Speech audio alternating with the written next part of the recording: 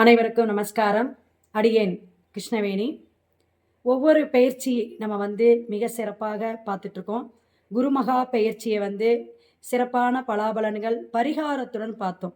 இப்போ நம்ம இந்த பதிவில் பார்க்க போகிறது சனி மகா பயிற்சி. இப்போ ஒவ்வொரு கிரகமும் 9 கிரகமும் மாதக்கோள்களாக பெயரக்கூடிய அமைப்பு உண்டு. அதே போல் வருடமாக பெயரக்கூடிய அமைப்பும் உண்டுங்க.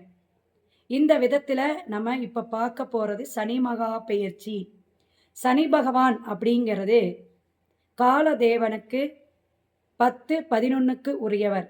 அதாவது மகரத்திற்கும் கும்பத்துக்கும் அதிபதியாகவும் ஆதிக்கமாகவும் விளங்கக்கூடிய கிரகம் அப்படின்னு சொல்லலாம். சனி பகவானை பற்றி நம்ம சொல்லணும் அப்படின்னா ஒரு பயப்படக்கூடியவரா, ஒரு அச்சம் தரக்கூடியவரா அப்படின்னா அதெல்லாம் இல்லைங்க. நிறைய பாடம் படிப்பினை, நல்ல விஷயங்களை தர்ம சிந்தனையோடு நீதியை புகட்டக்கூடியவர் தான். இப்படி தான் ஒரு மனிதன் வாழணும் அப்படிங்கிறத எடுத்துக்காட்டாக நமக்கு வாழக்கூடிய அமைப்பை சொல்லக்கூடியவர் தான். அதனால தான் 30 ஆண்டுகள் ஒவ்வொரு ராசி கட்டமாக 2.5 ஆண்டுகளாக பயணித்து வரக்கூடியது. இதிலையும் வாக்கிய பஞ்சாங்கம், திருக்கணித பஞ்சாங்கம் அப்படிங்கிற ஒரு விஷயம்லாம் இருக்குது. அப்போ இந்த திருக்கணிதப்படி மார்ச் 29ஆம் தேதி கர்மக்காரகன், ஆயுள்காரகன், தொழில்காரகன் சொல்லக்கூடிய சனி பகவான் பெயரக்கூடிய அமைப்பு மார்ச் 29ங்க. 2025 இந்த ஆங்கில புத்தாண்டில் இந்த வருடம் 4 கிரகங்கள் பெயர்ச்சி ஆகிறது. குரு மகா பெயர்ச்சி, சனி மகா பெயர்ச்சி, ராகு கேது பகவானுடைய பெயர்ச்சி. அப்போ சனி பெயர்ச்சி அப்படிங்கும் பொழுது நமக்கு ஒரு பயம், அச்ச உணர்வுலாம் இருக்கணுமா? வேண்டாம். ஒவ்வொரு ராசிக்காரர்களுக்கும் பரிகாரத்துடன் மிக சிறப்பாக அற்புதமாக பெயர்ச்சியுடைய பலாபலனை நம்ம சொல்லுறோம். அனைவரும் கேட்டுக்குங்க. மேசம் முதல் மீனம் வரை நீங்கள் ஒவ்வொரு ராசிக்காரர் ஒரு ஃபேமிலியில் 4-5 பேர் இருப்பீங்க. ஒவ்வொருத்தருக்கும் இது பயன்படும் விதத்தில் அமையுங்க. அப்போ ஒரு 10ஆம் இடம் அப்படின்னு சொல்லக்கூடிய தொழில்காரகன் அப்படின்னு சொல்லக்கூடிய அமைப்பிலேயே சனி பகவான் வீட்டிற்கக்கூடிய கிரகமாகவும் அதோடைய ஆதிக்கமாகவும், இப்போ மகரம் அதிபதி, கும்பத்துக்கும் ஆட்சி உச்சம், இந்த மாதிரி அதிபதி அப்படின்னு சொல்கிறோம்.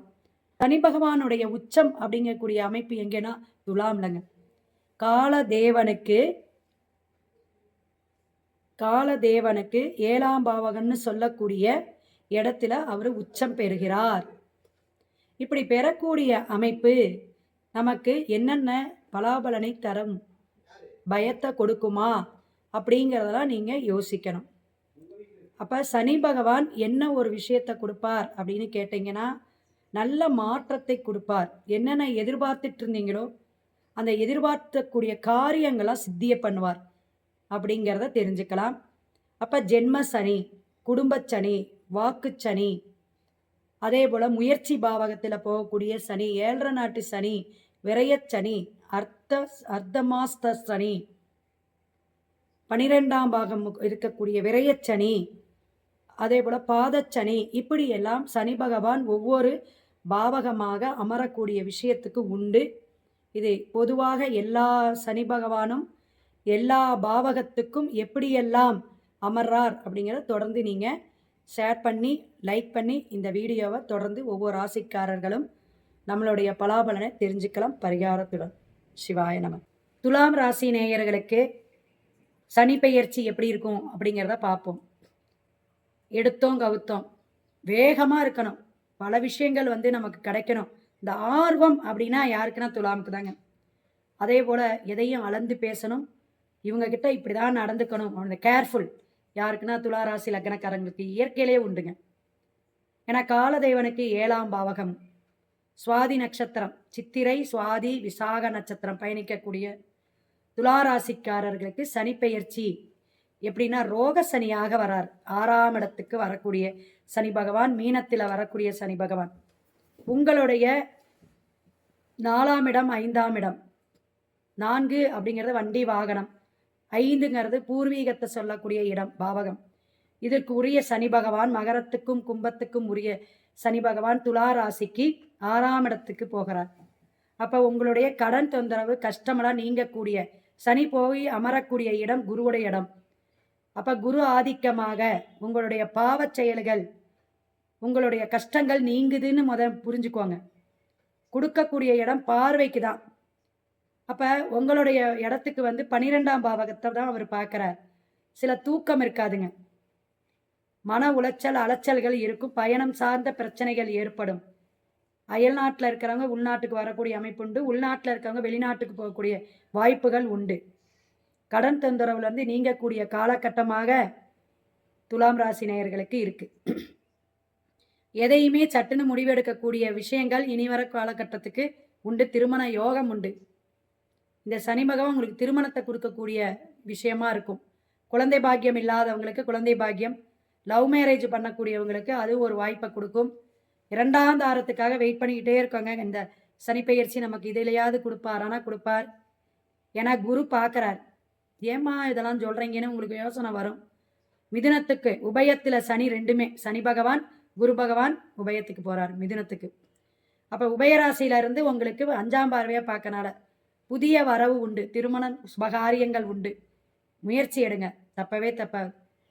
ஏன்னா பூர்வ புண்ணியமாக பார்க்குறார் 5ஆம் பார்வையாக. அதே போல் குழந்தை பாக்கியம் இல்லாதவங்களுக்கு குழந்தை பாக்கியம் கிடைக்கும். எல்லா விஷயத்தையும் கைகூடக்கூடிய அமைப்பு உண்டு. கைங்கரியம் படிப்படியாக உண்டு. 6 மாதத்துக்கு ஒரு தடவை பல விஷயங்கள் ஏற்றங்கள் மாற்றங்கள் உடைய அமைப்பு உண்டு துலாமுக்கு. சினிமா துறை, கலைத்துறை, கட்டுரை எழுதக்கூடியவங்க, அரசியல், பத்திரிகை துறையில் இருக்கிறவங்களுக்கெல்லாம் பல விஷயங்கள் உண்டுங்க.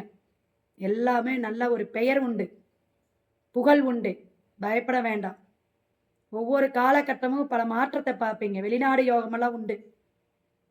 இந்த ஷேர் மார்க்கெட்டிங் இருக்கிறவங்களுக்கெல்லாம் நல்ல ஒரு தனவரவு உண்டு. பயப்பட வேண்டாம். 90% அவங்களுக்கெல்லாம். பொதுவாக சனிப்பெயர்ச்சி 60%.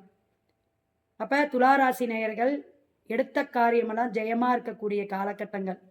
இடமாற்றம் உண்டு, தொழில் மாற்றம் உண்டு. மேலதிகாரியிட பணிவா அன்பா பேசுங்க. பெரியவங்ககிட்ட அன்பா பணிவா பேசுங்க. விட்டு கொடுத்து போகணும். நீங்கள் ஒரு விஷயம் சொல்கிற போய் அது ஒரு வேற ஒரு விஷயமா அவங்க கிரியேட் பண்ணிக்குவாங்க. நட்புகளிடையே கவனமாக இருக்கணும் துளாராசி நேயர்களுக்கு. சனிப்பெயர்ச்சி காலகட்டங்கள் உங்களுக்கு ஒரு அற்புதமான வளர்ச்சி பாதையை நோக்கி போகக்கூடிய சிந்தனைகள் வரும். தொழில் சார்ந்த சிந்தனை நிறைய வரும். இப்படி சம்பாதிக்கலாமா, அப்படியெல்லாம் சம்பாதிக்கலாமா, இதில் போட்டால் நமக்கு கமிஷன் வருமா அப்படிங்கிற ஒரு விஷயங்கள் வரும். அதெல்லாம் நீங்கள் பார்த்துக்கணும். ஒவ்வொரு விஷயமும் நீங்கள் எடுக்கும்போது திருமணம் சார்ந்தும் சரி, தொழில் சார்ந்து சரி, உங்கள் ஜாதக கட்டத்தை பார்த்துங்க. டிஸ்பிளேல என்னோடய ஃபோன் நம்பர் வருது. அப்போ நம்மளுடைய சனி பகவான் எத்தனை விஷயங்களை ஒவ்வொருத்தருக்கும் மாற்றத்தை கொடுக்குறார் அப்படிங்கிறத தெரிஞ்சுக்கிறோம். ஒவ்வொரு ராசிக்காரர்களும் பல பல மாற்றத்தை கொடுக்குறார். துலாம் ராசிக்காரர்களுக்கு எடை போட்டு எதையும் இப்படி தான் செய்யணும், திட்டம் போட்டு செய்யக்கூடிய காலகட்டம்னு சொல்லலாம். இதான் பொதுவாக சொல்லணும்னா திட்டம் வேணும், கவனம் வேணும். எடுத்த காரியம்லாம் உடனே சக்ஸஸ் ஆகுமா அப்படின்னா சில தடை தாமதத்தோடு அமைக்கக்கூடிய அமைப்பு மற்ற கிரகங்கள் கோச்சாரத்தில் வரும்போது நடக்கும். 2.5 வருஷமும் ஒரே மாதிரி நடக்காது. பயம் வேண்டாம். ஆனால் குரு சப்போர்ட் பண்ணுறார்ல. குழந்தைகள்னால நல்ல ஒரு உங்களுக்கு புகழ் உண்டு. நல்ல பேர் வாங்குவாங்க. இந்த ஸ்போர்ட்ஸில் இருக்கிறவங்கெல்லாம் நல்ல கௌரவமாக புகழ் பெறக்கூடிய காலகட்டங்கள். ஐடி துறையில் இருக்கிறவங்களுக்கெல்லாம் நல்ல ப்ரமோஷன் உண்டு. வெளிநாடு வெளியூர் போகக்கூடிய காலகட்டங்கள் இதெல்லாம் வரும். துளாராசிக்கு பாருங்கள். ஏழை எளியோர் சந்தை கூடக்கூடிய இடம். இந்த வாரச்சந்தை, மாதச்சந்தைம்பாங்க. அந்த மாதிரி மக்கள் ஏழை எளியோர்லாம் தன்னுடைய உற்பத்தியில் இருக்கக்கூடிய பொருட்கள்லாம் கொண்டு வந்து காய்கறி தானியங்கள்லாம் வச்சு விற்பாங்க. அப்போ அந்த மார்க்கெட்டுன்னு சொல்லக்கூடிய சந்தை கூடக்கூடிய அமைப்பில் இருக்கக்கூடிய இடத்துக்கு போயிட்டு அங்கே யார் ஏழையாக இருக்கிறாங்க, கஷ்டப்படுறாங்க. இந்த துளாராசிக்காரங்க எப்பயுமே பேரம் பேசி வாங்கக்கூடாது. காய்கறி மார்க்கெட்லாம் வாங்கும்போது அது மாதிரி அந்த சந்தையில் இருக்கக்கூடியவங்களுக்கு, ஏழை எளியோர்களுக்கு உதவி பண்ணுங்க. என்ன பண்ணணும்னா கண்டிப்பாக சாப்பாடு வாங்கி கொடுங்க, துணிமணி எடுத்து கொடுங்க, தப்பே கிடையாது. 6 மாதத்துக்கு ஒருக்கே இந்த தானம் தர்மம் வாழ்வியல் பரிகாரமாக தாந்திரிகமாக இதை செய்யுங்க. அதே போல் நீங்கள் வழிபாடு அப்படின்னு சொல்லக்கூடிய அமைப்பு அப்படிங்கிறது போது ராகுச்சாரமாக இருக்கக்கூடிய அம்பாள் வழிபாடு, கோயிலுக்கு அபிஷேகத்துக்கு கொடுங்க. பால் தேன் வாங்கி கொடுங்க. ராகுச்சாரமாக தலையில் 5 தலை நாகமாக இருக்கும் அந்த அம்பாளுக்கு. நரசிம்ம பெருமாளுடைய காயத்ரி மந்திரம் கேட்டுட்டு வாங்க. ஸ்ரீ உக்கரம் வீரம் மகாவிஷ்ணு ஜவலந்தம் சர்வதோ முகம் நிஷ்சிம்கம் விஷ்ணம் பத்திரம் மிருதிம் மிருதிம் நமாம்யகம். லக்ஷ்மி நரசிம்ம பெருமாளுக்கு செவ்வாய்க்கிழமையும் சனிக்கிழமையும் போய் வழிபாடு இடுங்க. சிறப்பாக இந்த ருண ரோக சத்துருஸ்தானத்தில் அமரக்கூடிய சனி பகவானுடைய தாக்கம் குறையும். எம்பெருமானுக்கு அத்தனை விசேஷம் உண்டு. உச்சனூர் போகிறவங்க போய் வழிபாடு எடுக்கலாம் சனிக்கிழமை. அதே போல் 4க்கும் 5க்கும் உரியத்தவனாக இருக்கிறனால நீங்கள் பெரியவங்களை நினச்சி, அப்பா இல்லைன்னா அப்பாவை, தாத்தா இல்லைன்னா தாத்தாவெல்லாம் நினச்சி சனிக்கிழமை காகத்துக்கு அன்னம் வைங்க. கொஞ்சம் எள் கலந்து சுட சுட சோறு வடித்த உடனே ஒரு எள் கலந்து சாதம் வைங்க. சிறப்பாக இருக்கும். விஷ்ணு சரசரநாமம் கேட்டுட்டு வாங்க. அற்புதமான காலகட்டமாக மாறக்கூடிய அமைப்பு துலாம் ராசிக்காரர்களுக்கு உண்டு. சிவாய நம. திருச்சிற்றம்பலம். அடுத்த ராசிக்கு பார்ப்போம். வாழ்க வளமுடன்.